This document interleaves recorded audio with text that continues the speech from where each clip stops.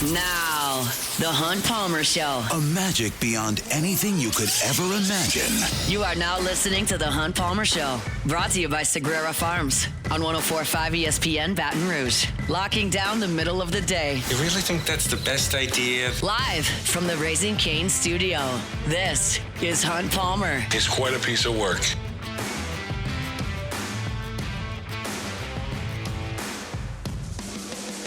Hour 2 brought to you by Sagrera Farms Premium Angus Beef on this Thursday. Busy day here in Baton Rouge. Of course, the news of the day, if you've been under a rock or doing something productive with your work day. Will Wade headed back to Baton Rouge to be the head coach of LSU men's basketball. Matt McMahon let go earlier today as well. LSU will owe Matt McMahon $8 million-ish in buyout money. His staff will bump that closer toward 10. And then you look at Will Wade coming in from North Carolina State. He's got a 7-year contract reportedly inked with LSU. Also of note, LSU owes a buyout to NC State, and that was a $5 million buyout that was reduced to $3 million as of April 1st. The school settled on $4 million, according to Matt Moscona, who reported that for us at LouisianaSports.net. Makes sense. If you're saying, why didn't NC State just want the whole $5 million? Well, LSU could theoretically wait it out to April 1st, and then you'd have a guy on your payroll that not working for you, and you could, lose $2 million from the buyout until April 1st, or you could take the $4 million now. LSU saves $1 million by not waiting a week. NC State gets rid of that coach. They can go get a new one and get ready for the transfer portal, and that's what the schools agreed to do. So those are the housekeeping notes from LSU's new men's basketball hire in Will Wade. We'll talk to Chris Blair coming up in 15 minutes about some LSU baseball. I don't know, because of Will Wade, because of Chris's LSU affiliation, if he can talk about Will Wade or not. We'll figure that out before we have him on. If we do, certainly Chris worked with Will in a previous era.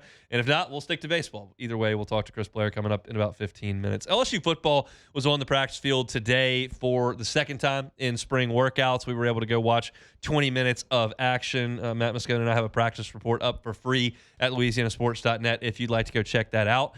Matt got a look at the first team offense today. We knew what field to go to see the first team. I told y'all on Tuesday, I ran out there, didn't know who anybody was, started writing down numbers that were out there in 11 on 11, and all of a sudden I started cross-checking and going, well, those aren't the starters. So it was, I got you the second team on Tuesday. Matt got you the starters today.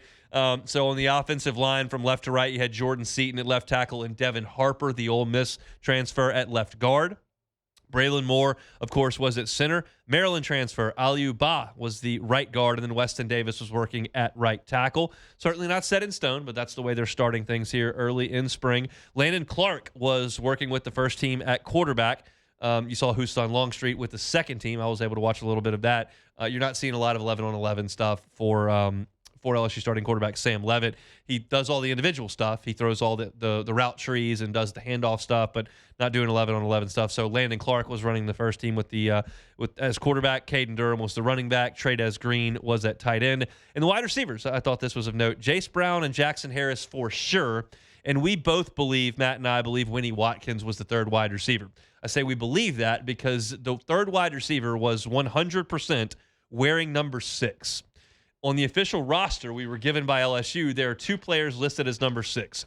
Houston Longstreet, who was wearing 6 today at quarterback, and TJ Daugherty, the linebacker, who was wearing number 6 today at linebacker. There are 3 6s out there. We don't know. We believe it's Winnie Watkins, who is listed at number 8 on our roster, but I feel pretty good that it was him. So that's your first 11. Seaton, Harper, Moore, Ba, and Davis up front. Landon Clark at quarterback. Caden Durham, Trey'Dez Green, Jace Brown, who I think is going to be a heck of a player from Kansas State, Winnie Watkins from Ole Miss, and Jackson Harris, the Hawaii transfer. On the defense, with the first team today, Jordan Ross, the edge rusher from Tennessee, and Prince William, the edge rusher from Ole Miss, were the edges. Now, here's the most fascinating part of the whole thing.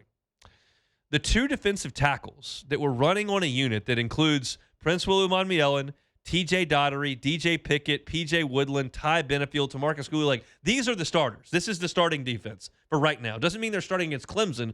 This is the first team defense. The 2 tackles in this unit were Deuce Gerald's, true freshman from Atlanta, Big Richard Anderson, true freshman from New Orleans.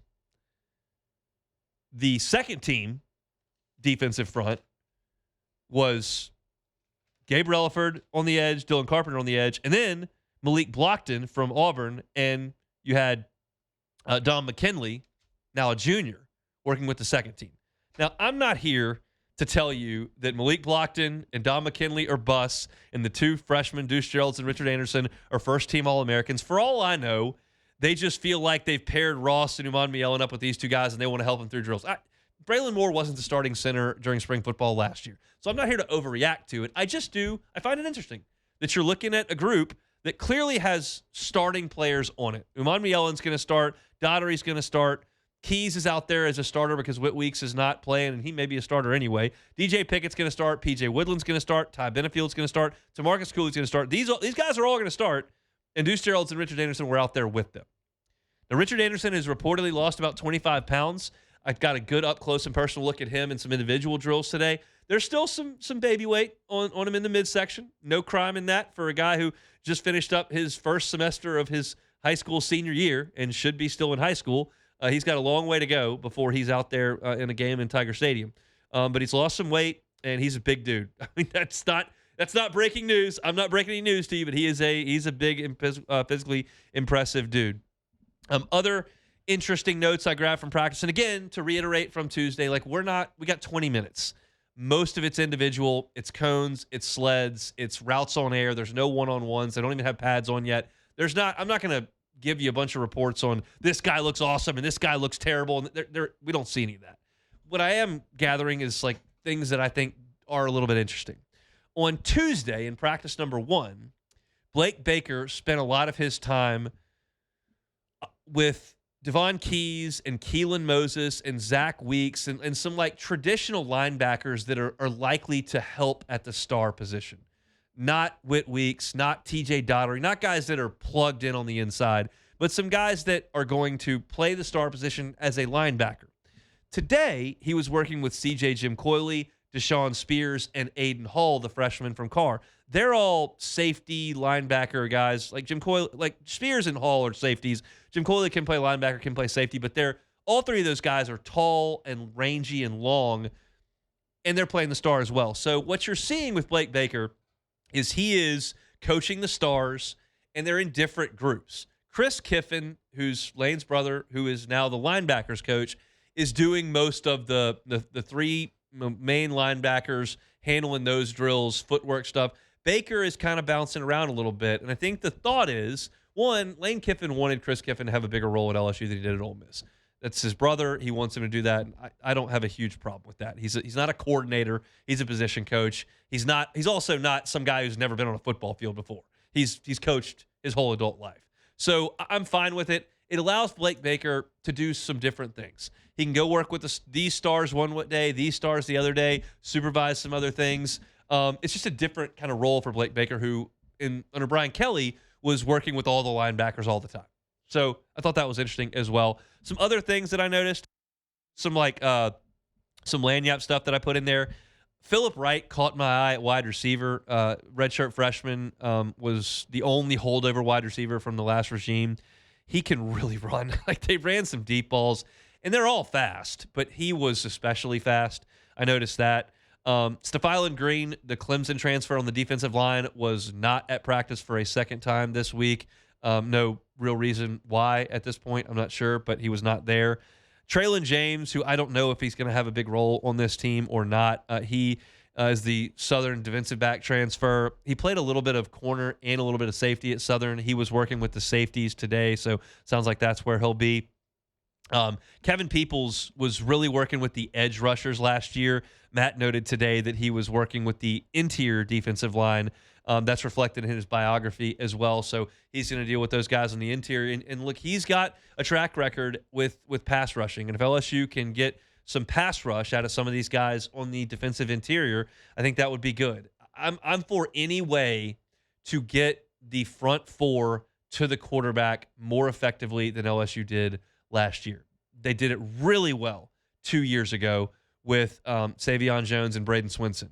This past year with Pyburn and Peyton, before Relaford got hurt, Jamari Butler, there just wasn't a lot of interior of pressure off the edges, and certainly not on the interior. A lot of your sack numbers came from guys coming off the edge, came from Harold Perkins off the edge, came from Deshaun Spears got home a couple times. DJ Pickett, PJ Woodland. Woodland had a big sack early in the game against Clemson. You just saw a lot of edge rushing blitzes that got home. I'd like the front four to do a little bit more of that. So I think Kevin Peoples has kind of made that his specialty, and hopefully he can help with that as LSU moves through this spring. That's 2 practices down. They got 3 weeks of this stuff, so we'll continue to keep you posted as LSU moves forward here in this spring workout. All right, I want to remind you about my friends at Lifetime Roofing. LifetimeRoofingLA.com is the website, LifetimeRoofingLA.com. They're Baton Rouge-based, and they serve the entire state of Louisiana plus Houston over into Texas. Their core values of Lifetime Roofing: customer service, quality, and integrity. Not every roofing company can say that, but Lifetime Roofing absolutely can. They're here to help. One of the things that stuck out to me when chatting with the folks at Lifetime Roofing for the first time, which was back a few months ago, is that multiple guys told me that one time there was a disaster, a storm that blew through, and a lot of folks in a certain area just north of town lost chunks of their roofs and whatnot. And a lot of roofing companies will flock to that area and just start signing people up to get roof inspections and new roofs. They showed up with food. They showed up with cases of water. They showed up with a chainsaw to deal with the debris that was left because they care about the community. Absolutely, they're here to help you with your roof. But they also care, and they're going to be here long after whatever disaster rolls through here. So if you're looking for a roofing company you can trust with good people that are from South Louisiana that are here to help, Lifetime Roofing has those in spades. You got financing options? Sure. Lifetime workmanship warranty? Absolutely. Great perks of working with Lifetime Roofing, but the people are what make that place special. If you're looking for a new roof, looking for a roof inspection, and don't know if you need a new roof, Lifetime Roofing. You can find them online at lifetimeroofingla.com. We're chugging along here on this Thursday, brought to you by Sagrera Farms Premium Angus Beef. A lot of Will Wade talk in hour number 1. If you missed any of that, you can catch it on demand wherever you find your podcast, certainly on YouTube. And we'll talk to Chris Blair coming up on some baseball, potentially some basketball as well. I get you caught up on some opening day scores. Rough day for Paul Skeens. Did not make it out of the first inning for the Pirates. We'll catch up on that scoreboard as well. So lots to do over the last 45 minutes. Chris Blair next. The Hunt Palmer Show. Swing Easy Golf Club in Baton Rouge. SwingEasyGCBR.com. I'll paint you a picture of your Saturday. You go to Swing Easy Golf Club, get some buddies. Y'all get big bucket full of that cold beer, some seltzers, fire up the simulator, maybe Pebble Beach. You put the Elite 8 on the television there at Swing Easy Golf Club, crank some tunes. Just have a day. Have some fun. Great place to socialize, blow off some steam, and play some golf in the process. Need a mulligan? Just hit the mulligan button on the simulator. Easy as that. It's really cool. You hit your tee shots, you hit your iron shots, you chip, you actually putt as well. Took me a little bit to catch the hang of putting, but it's awesome. It's a great place to hang out. So if you're looking for something to do this weekend, want to enjoy yourself and play a little bit of golf, but do so in the comfort of the air conditioning with some cold beers and then the basketball right there on TV, you can do it right there, Segan at Perkins at Swing Easy Golf Club. Go by and see them. Check them out online at swingeasygcbr.com. You're listening to The Hunt Palmer Show, brought to you by Sagrera Farms.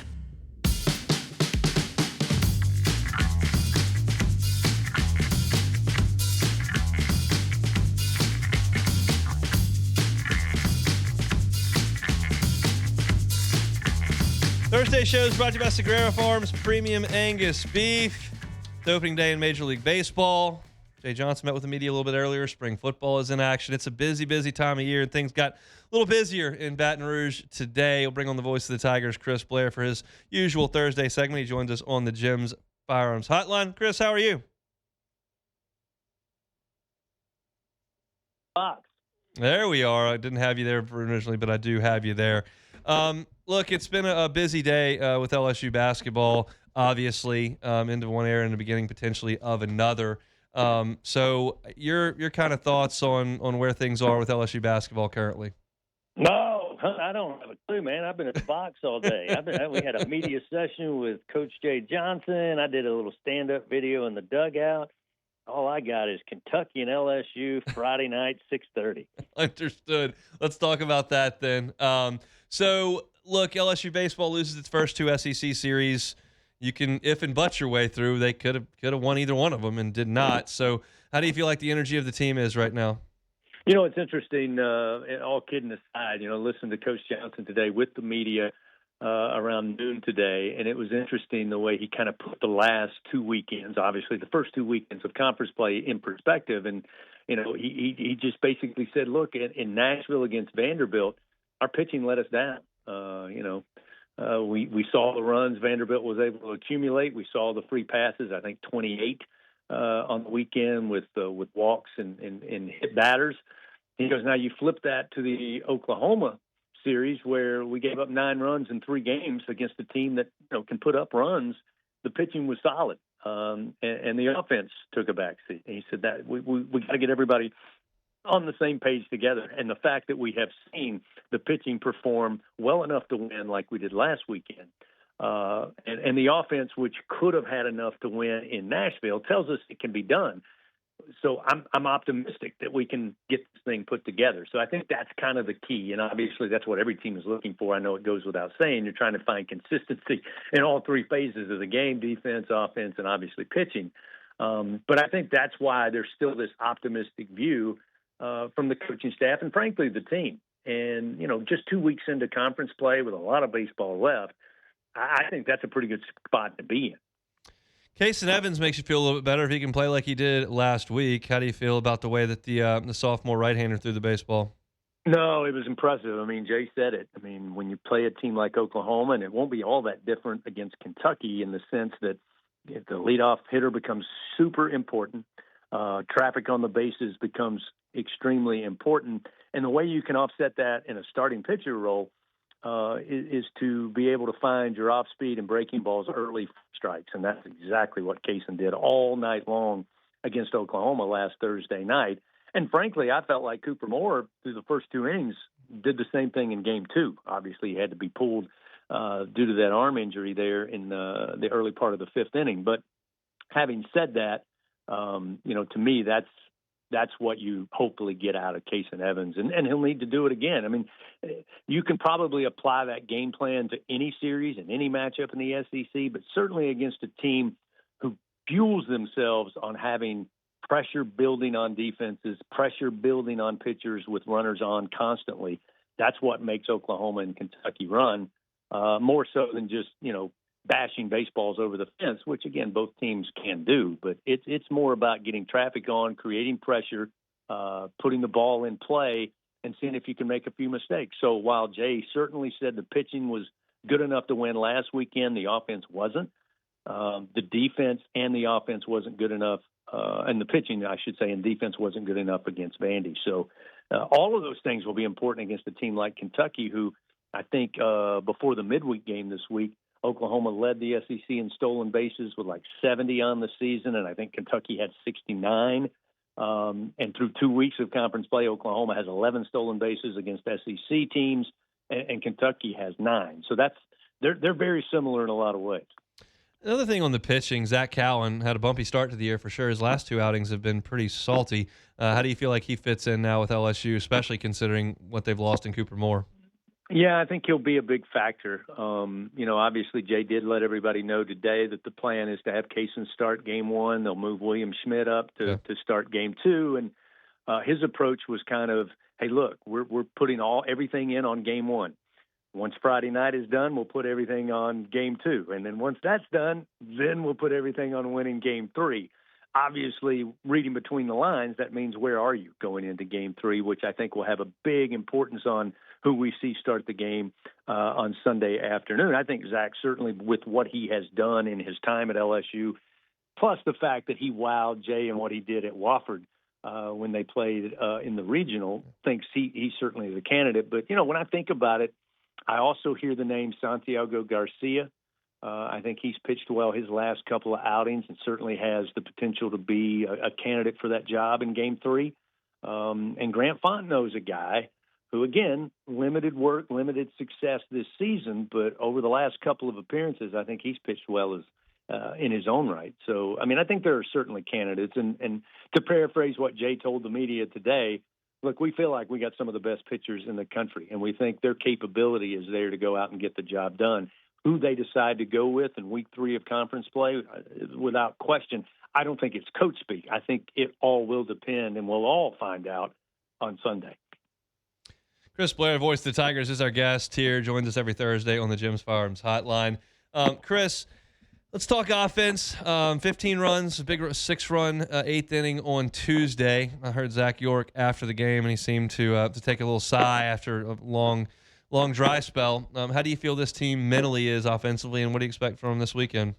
I think they got a shot in the arm with everybody's performance.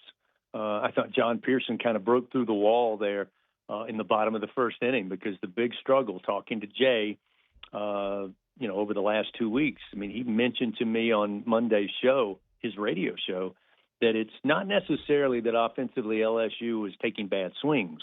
It wasn't necessarily that they were getting struck out, being confused. He felt like that in those situations where they were unable to get runners across, especially with runners in scoring position with less than 2 outs, was that the Tigers were really missing the mistake pitches, especially in the SEC. And you can't count on a ton of those. I mean, that's just the talent that we have on our hands and the type of competition you play. But the teams that rise above, when a great SEC pitcher makes a mistake, those teams make them pay. And I think you saw more of that on Tuesday. Again, Pearson was able to drive in those 2 runs. Jake Brown had an opportunity with runners in scoring position. He brought him in. Curiel. And to your point, I think Zach York on those 2 home runs, he didn't miss on the mistake pitches. Yeah. They left him up, and he's got a swing. And when he gets a bat on it with that type of power, that most parks aren't going to hold it. Yeah, I thought it was a positive. Now they got to translate it into to SEC play with Kentucky. You've been around a lot of coaches on this campus, a lot of coaches on different campuses. You've seen kind of all different scenarios with Jay Johnson now. How do you think he manages when things are a little bit bumpy as opposed to when things appear to be, although they never are on cruise control? One of the things I love about Jay Johnson, and I really have said this literally not long after he arrived here, and you've heard it been said many times. I think Ben McDonald said it the day he was hired. Nobody's going to outwork Jay Johnson. And you can apply that to recruiting. You can apply that to the transfer portal. And if you've got a team that's scuffling a little bit in some form or fashion, nobody's going to work harder. Not by talking about it. Not by saying, well, I think we need to do this, or our team's just got to get better. I mean, he's actually in there on the field. We finished up doing some recording today. And I don't know that they got the mic off of him before he was out there, hands on with the players that were on the field. That's why, again, I say it, and I believe it. In Jay we trust. Nobody is putting his hands on this program when he feels like he needs to. He has no problem doing that because he takes responsibility. He takes responsibility for the success, as he should, and he takes responsibility when things are not going well. And it's not a matter of just sitting back hoping things get better. And why can't you guys do better? What is it we got to do to make you better? And, he said it Monday night. I mean, he said guys have to play better. They've got to perform in certain critical situations. And guess what? As a coaching staff, Monday through Friday, Monday through Sunday, 365, we've got to do that. And if we all got to work a little bit harder over the next couple of weeks or months to make this team what we think it can be and reach its potential, that's what we're going to do. So I don't think any Tiger fan has any doubt that work is being done on a minute-by-minute, hour-by-hour basis. We'll see you at the box this weekend, Chris. Thanks. You got it, man. He is Chris Blair, voice of the Tigers. Appreciate a little bit of his time. I knew we might be stepping in it there at the beginning of the interview, but I tossed it out there, and he hit it back to me as I thought he might. That's not Chris's fault. That's just the way things work with official contracts. And if something's not official, the school can't comment on it. So Chris can't comment on paperwork that's not in. It's just like recruiting with coaches. Coaches can't talk about high school seniors that haven't signed and sent their letter of intent. And so appreciate Chris for volleying it back to me. And we moved on to baseball. That's just fine. But news of the day, Will Wade is the new head basketball coach at LSU. It should be made official probably either later on today or early tomorrow morning. Press conference is not expected to happen until after a few more days. LSU doesn't want to step on the women's basketball team in the Sweet 16, so they're going to let that breathe a little bit. If they've got to get to play in the Elite Eight, I should say. On Sunday, I wouldn't expect anything there, but maybe Monday for Will Wade here back in Baton Rouge. My whole thoughts on that entire situation are available at the top of the show today. You can go check that out on demand. Step aside, we got 30 minutes to go. It's a Thursday edition of the Hunt Palmer Show. The Hunt Palmer Show. Well, I'm watching professional baseball, and that's unfortunate because the Cubs are playing horrendously. Their ace was awful today. He gave up 5 earned runs in 3 2/3 innings against the atrocious Nationals. But I could probably just say the Nationals were using great bats because they're probably using Marucci, and that's why things didn't go so well. It's the official bat of Major League Baseball. A bunch of guys are using it. The Cubs have a couple of runs. They may be using them as well. But you can go check out where they make the official bat of Major League Baseball.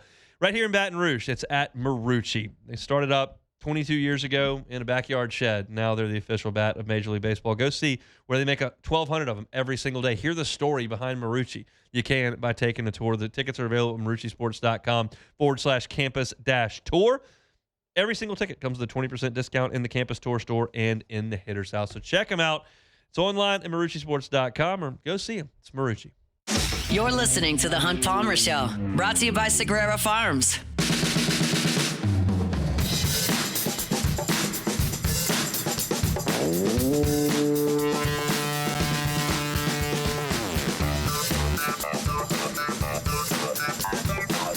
Sagrera Farms brings you our Thursday shows every single week. If you're looking for a different way to do beef, Sagrera Farms offers that. You're talking about some of the finest beef you'll find anywhere in the country, top 1% in the country, and it's right here just outside of Baton Rouge. I saw the head chef, Leighton, from Supper Club on social media last week was talking about the cow they had just gotten in from Sagrera Farms. It was the best they had gotten to date. And I tell you about the IMF score. That's how you judge beef from select to choice to prime. Talking about select, that's the bottom of the barrel, 1 to 3 is on the IMF scale. You're talking about choice, that's where you get one step up there. 60% of your beef, that's 3 to 8 on the scale. 9+ is where you're talking about prime. And the cut that Sagrera Farms got to Supper Club last week is close to 20. It's not like a guess. They ultrasound it. That's the type of quality you can have in your freezer if you contact Sean Sagrera at Sagrera Farms. So if you're sick of paying exorbitant prices for ground beef wherever you buy that, and you want to do that a little bit differently and get prime beef for a premium price, you can do it at Sagrera Farms. They haven't raised their prices in years. Don't plan to. It's a labor of love here to help the people inside Baton Rouge. So if you want your freezer full of ribeyes, strips, fillets, and of course your ground beef, not to mention chuck roast, picanhas, all kinds of steaks, they got them at Sagrera Farms, and they can be yours if you give Sean a call, tell you his number. That's how you get in touch with Sean. Make the drive up to the farm. That's where you get it. 225-719-1723. It's 225-719-1723. It's Sagrera Farms Premium Angus Beef. I was looking at the slate for the Sweet 16 tonight. The coaches on the sidelines tonight, my goodness. I mean, the first game at 6:10 our time, you've got Griffin and Painter, Miller and Painter from Texas and Purdue. Then you've got McCullum and Hoiberg at Iowa and Nebraska, which is the least sexy matchup on the card. Yeah. But those guys are stud coaches. Calipari at Arkansas, they're taking on Arizona like he's having a shoe off North Carolina calls. And then you got Underwood and Sampson in the nightcap. I've been watching Brad Underwood since he was at Stephen F. Austin. They were winning 25, 30 games a year at Stephen F. Austin. They were getting 12, 13 seeds in the tournament every year. And it was when LSU was in a little bit of flux. And I was like, this could be the next guy. And then he got hired to go up to the Big 12, and then he jumped over to Illinois. He's a phenomenal coach, and Sampson might be the best coach going. I mean, when you consider what Houston is compared to Connecticut, Duke, Kansas, like the top programs in the country, and you think about Houston, which is in a power conference now, and it's certainly in a big hub, and they've certainly got Fertitta. Like, it's not like they're out of nowhere. It's not like Mark Few built Gonzaga out of thin air. But that's not a resource-rich program at Houston, and he's turned them into perennial power. Like, this is a ridiculous night of coaching. I mean, it's special. It's special because you started off with that Purdue game in Texas, and then you get the perfect nightcap watching Kelvin Sampson. Well, just Houston's defense. They're just ferocious, and it's special, Hunt. It's special. Underwood at Stephen F. Austin was running a lot of three-quarter court and full court defense and, like, hounding Southland Conference teams, which you can do. You get a little bit better player, and then you pick them up 90 feet. Like, you can win a lot of games. You get into the Big Ten, you start trying to pick up future NBA guards 75 feet from the bucket. You're going to be giving up Yeah. numbers. So he's backed off that, obviously. They play good defense. Houston's relentless on the defensive end. You're talking about a 140-point over-under, which is actually a bigger number than Iowa and Nebraska, which is 132.5 on the over-under. They're expecting a rock fight between those two teams. I like it. My focus tonight, if I could only watch one game, would obviously be Arkansas and Arizona. It's got the pros. Yeah. And I've got Arkansas winning the game. I got Arkansas in the Final Four. I think that they've got two of the best three players on the floor, maybe. Out of that game? Yeah. Well, Acuff and Malik Thomas? Yeah. Acuff and Malik Thomas versus Bradley and probably Koa Pete? Yeah. I mean, the draft won't see it that way, but I like the fact that Arkansas are guards. Yes. And, Pete is obviously a big. I mean, he's great, but he's obviously big. So I just I think it's going to be high octane. I think it's going to be high level. I think it's going to be high scoring. As I've talked about previously, I was perfectly fine watching Virginia grind teams to a paste. Okay. That's fine. I could watch that all day. I think playing great defense is a really cool thing. But aesthetically, offense is a little bit more fun to watch. And sometimes it's ridiculous and nobody's playing any defense and it's back and forth, and that's not great. But these these two teams will give effort. And Oates has had some teams that could play defense. This one couldn't, or can't. They're still going. But they don't play as much as some of the other teams have. But this should be a high-level deal. I go back to last year watching Kentucky and Florida, the first game of SEC play. And LSU, if you'll remember, they did well in the non-conference. This is last year when they were terrible as well, but they had beaten Florida State and they had gone to Kansas State and won, and they looked pretty good in the non-conference. And then I turned on, and the SEC had blitzed everybody, and I turned on that the first game was in Rupp, and it was Florida to Kentucky. And I watched them for 15 minutes of game time, and I went, this is going to be a real problem. It's just a different level. And that's the kind of offense, when Arkansas is cooking, they can do that. And when Arizona is cooking, they can do that as well. You look at what Arizona did opening weekend of the tournament, and they blasted Long Island as they should. And they just handled Utah State really easily as well. So I think this is going to be a great game. I like Arkansas. I didn't see the number on it as I was scrolling through. It's got to be, well, I guess I'll guess it. I would guess Arizona's favored by 2. I'm trying to look forward to. Oh, my goodness. It's 8.5? Arizona by 8.5? That just feels incorrect. Oh, Arkansas all day, man. That Arkansas feels all day. incorrect. Well, I will say this. If Arizona could find a way, because Bradley's a pretty good defender, if they can just find a way to neutralize Acuff, that's a lot easier said than done, because it hasn't been done all season.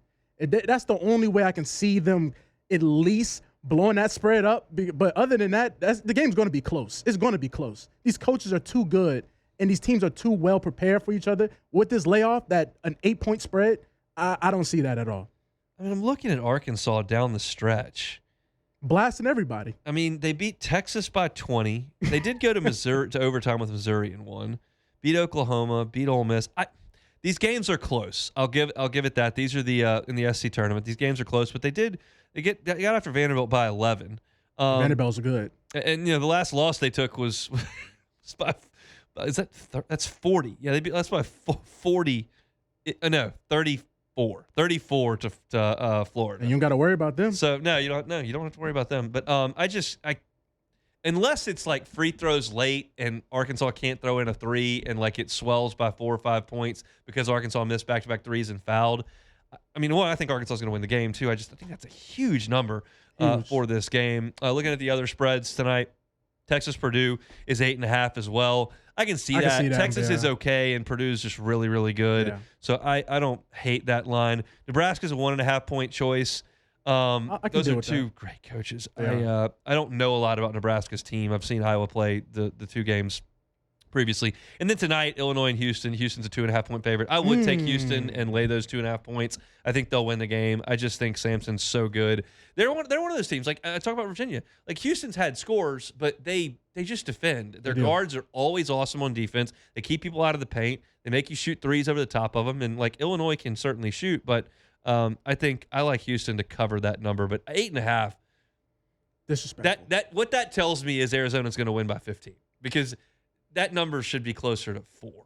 That also means well, that too, but it also means like they expect them to get smashed. Like they expect Arkansas at one point in the game where, like you say, it's swelling to 15, 20-point lead. Yeah.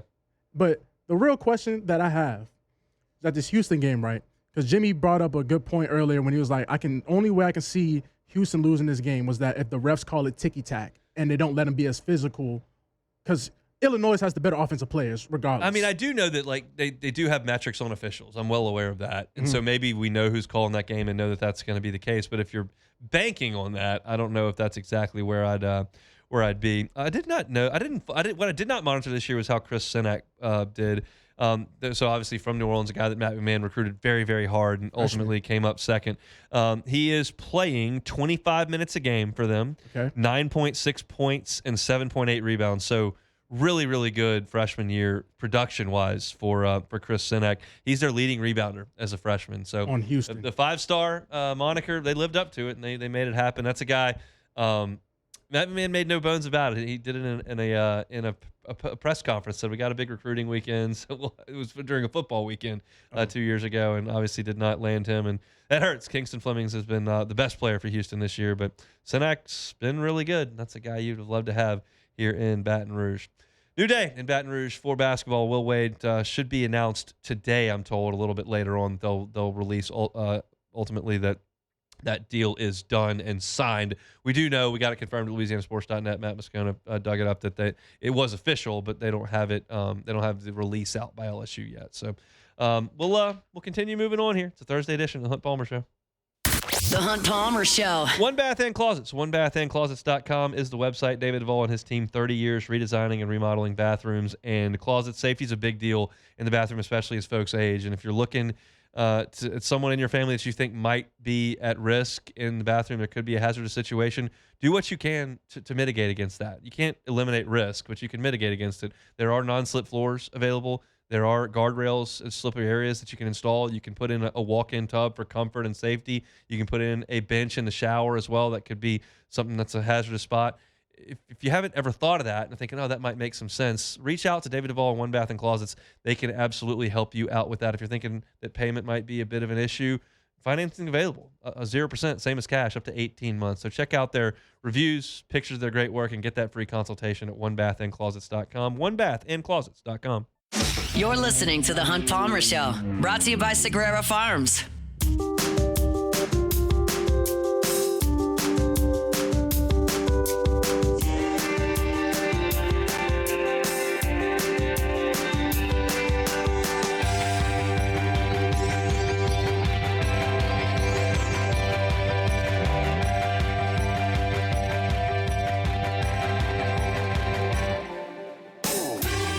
March is Colon Cancer Awareness Month. Why is that important? Well, colon cancer is very, very common, but it is preventable and treatable when it's caught early. Screening can detect precancerous polyps before they turn into cancer. That's why you need to get screened. When should you get screened? Well, adults beginning at age 45, if you've got some family history, maybe a little bit earlier than that. Colonoscopy remains the gold standard when it comes to screening. For those at low risk, there may be some other options available, but you got to talk to your provider. That's what's very, very important. If you don't have an established relationship with your primary care provider, make that happen. Make that a priority. You can do that with the folks over at Ochsner. Make an appointment with a primary care provider or a GI specialist to start that conversation, to ask about your personal risks and see what you can do to make sure that early detection is a possibility for you. Schedule an appointment at ochsner.org/schedule, ochsner.org/schedule, or through the My Ochsner app. I got to say, this is not my favorite opening day so far. What happened? Paul Skeens goes out there, gets rocked by the New York Mets. First inning. Did not make it out of the first inning. He only recorded 2 outs today. So Unheard the of. Mets are up 11-5. The Mets, by the way, if you want to look this up, not you, Jordan, just people in general, just the listener in general, which you probably don't, but you could. The Mets are the best opening day team in baseball history by like a long shot. They win on opening day every year. It's this amazing like statistical anomaly because they're usually not that great, but their opening day record is spotless. Really? My guy Brian Haldane, Mets fan, is sending in "Let's Go Mets." No brain. This is a Paul Skeens show, unless he's facing the Cubs. But he's facing the Mets. We got to pull for Skeens. He got rocked today, and the Cubs have been utterly atrocious against the awful Washington Nationals. They losing 7-3 in the fourth inning. Gave up a 6 spot in the fourth. So Skeens rocked, Cubs getting destroyed by a team full of AAA guys. It's not been good. It's not been good. Is Boyd pitching today? Boyd is no longer pitching. We gave up 6 runs in the fourth. Wow, you know that's so crazy, hon. I was this close to picking him up today to start for my fantasy baseball team. I was like, you know what? Not very good for Team USA. Not very good today. He was good last year, and we'll see what he is this year. But he's not good today. Look at God, because I was like, man, he's the opening day starter for the Cubs. Thankfully, this little kid for the Nats hit a 2-run double down into the right field corner. But when he hit it, he decided to stand there and admire it instead of running to first. And it bounced short of the wall, and Ramat Shaw, the Cubs right fielder, picked it up and threw him out at second base because he stood there for 3 seconds watching a double hit the wall. So shout out to that kid. Might want to run to second base, considering you're probably not guaranteed to be in the major leagues very much longer. Yeah, so man. just my 2 cents. Let's see if it's take it or leave it. Gotcha. Take it or leave it. Take it or leave it. Today's hottest stories in sports, news, and sometimes even Hunt's life. The question is, will he take them or leave them? All right, so after being mentioned as a potential candidate for the North Carolina job following Hubert Davis being fired, Nate Oates affirmed his commitment to Alabama today. Speaking to reporters ahead of the Sweet 16, Oates dismissed the Tar Heels job, basically saying that he has no reason to leave Alabama. They have given him everything he wants. So do you believe that Oates won't take the Carolina job? Take it or leave it. I'll take it. They probably won't hire him, but they should. You're North Carolina. You go down there, you take Alabama's coach. That's what you do. LSU does it. Yeah, that's what you do. No, NC State, not quite the same. But, yeah, that's just what North Carolina should do. I'm curious how they handle this thing. Of course, they're going to knock on that door in Tucson and see what's going on in Arizona. But I don't think they're going to take Nate Oates. And now if you look at this and you're Alabama, like Duke's been filled, North Carolina's being filled currently. They're not, the Blue Bloods are not knocking on your door. Kentucky was filled 2 years ago. I don't know what Bill Self's plan is, but nobody's really gotten close to hiring Nate Oates, best we can tell. So seems like he might be there for a long time, which is very disappointing to me. But the rivalry's back. I don't want to have a rival. I want them to stink. I want them to be terrible. I don't want to watch Nate Oates coach anymore over there. I'm thrilled Bruce Pearl left. Look at that. Yeah. Bruce Pearl leaves. They stink. That's how that works at these schools. Auburn's finna win the NIT, man. Respect the NIT. Oh, I have takes on the NIT. Please. I did a trivia tiebreaker 2 weeks ago. Name any team that's won the NIT in the last 5 years. And they all looked at me like I had 6 heads. And the schools that have won it, it's a real indictment on the NIT. You're talking about like non-factors in the college basketball world that are winning that tournament. So like, it's just not even almost worth playing it at this point. Like, nice try at one point. We got 68 teams getting in the tournament right now. Yeah. Winning the prize for 69th best team in the country. Yeah, that is kind of. It's just not great. Yeah, when you put it like that, you are the 69th best team in the country. So, all right, so Tom Brady revealed that he explored the idea of the possibility of returning to play in the NFL as he was a minority owner of the Raiders.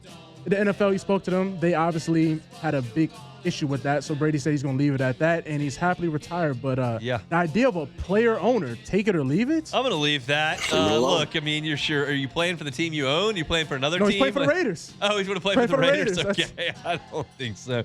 Guy hadn't eaten a tomato in 20 years, so he can still go out there and play at 47 or whatever he is. Yeah, he's old now at this almost point. 50. At least almost 50, yes. Yeah, but no tomatoes. No heirloom tomatoes for Tom Brady, and potato vodka, not the genuine article on the Bucs Super Bowl parade. That's why you can dial it up at 48 and go play for the Raiders. I don't think so. And don't forget about the avocado ice cream. That's right. Don't play anymore. Avocado ice cream. Don't forget about that, man. You know, that's the integral piece of Tom Brady's diet. Goodness gracious. All right, so speaking of diets, Duke's guard Caleb Foster will be a game-time decision for the Duke's matchup against St. John's in the Sweet 16. As you know, he broke his foot earlier this month against North Carolina. So coming back after 5 games on a broken foot, take it or leave it? I mean, I'm going to leave that. I'm not a doctor. We can talk to the team at Oxford about that next Wednesday, but that's seems like a tall order to break a foot and come on back. But hey, I'm for good basketball at this point, so if he can help, I'm all for it. Let's see. I mean, dude, a broken foot and we're playing basketball? Yeah, that's not a great idea. I don't know how that's going to work, but that's it for take it or leave. I'll get over this Cubs loss in a minute, but I'm just a little bummed about it. I mean, it is the 5th inning, but I just think they're going to lose to the Nationals. It's like 1 out of what, 162? 162. They don't play tomorrow, though, which is a bummer. I got the Cubs shirt on. I got the Cubs hat on. feeling good about it. What a day, though. Just crazy day in Baton Rouge. If you're missing my thoughts on Will Wade, I talked about it at the top of the show. I think it's, to summarize, I think it's an awesome day for LSU basketball, and I gave a lot of reasons for that. He's going to win a lot of games here. I think it's an interesting day for the LSU athletic department and how they want to divvy up resources with the personalities and the championship rings they've got flooding this place. So that's an interesting piece, and we'll get more of that as we continue to move forward. I'm sure Matt will have a lot more on AFR. If you missed any of our show today, catch it on demand wherever you find your sound. Talk to Joe Healy about the SEC weekend to come. Talk to the voice of the Tigers, Chris Blair, on some baseball. Had some Zach York sound that I played. Full LSU practice report you can find at Hunt on LSU on YouTube. It's our second day to check out Lane Kiffin's team this spring. So lots to do. This is my favorite time of year. Appreciate y'all hanging out with us. Our Thursday show is brought to you by Sagrera Farms. Matt's going to drive you home next on After Further Review. We'll see you tomorrow for a Friday edition of the Hunt Palmer Show. The Hunt Palmer Show. Fabry Chevrolet GMC, FabryChevrolet.com, FabryChevrolet.com. They are on Highway 61 in St. Francisville. Under new ownership since October the 1st. So if you've been by that store and you hadn't been in a little bit, it's a new world over there now. The Fabry family, not necessarily in a new world here in Baton Rouge. They've been here 35 years. You know what you're going to get from the Fabry family. Incredible customer service, great buying experience and service after the sale. Speaking of service, their department there at Fabry Chevrolet GMC will service all makes. So whatever you've got, they can help you out with that over at Fabry Chevrolet GMC. You're looking for great deals on trucks, they've certainly got those as well. Chevy Silverado up to $11,000 off MSRP. GMC Sierra up to $13,000 off MSRP. They're on Highway 61 in St. Francisville. It's Fabry Chevrolet GMC. The entire inventory is online at FabryChevrolet.com. That is FabryChevrolet.com.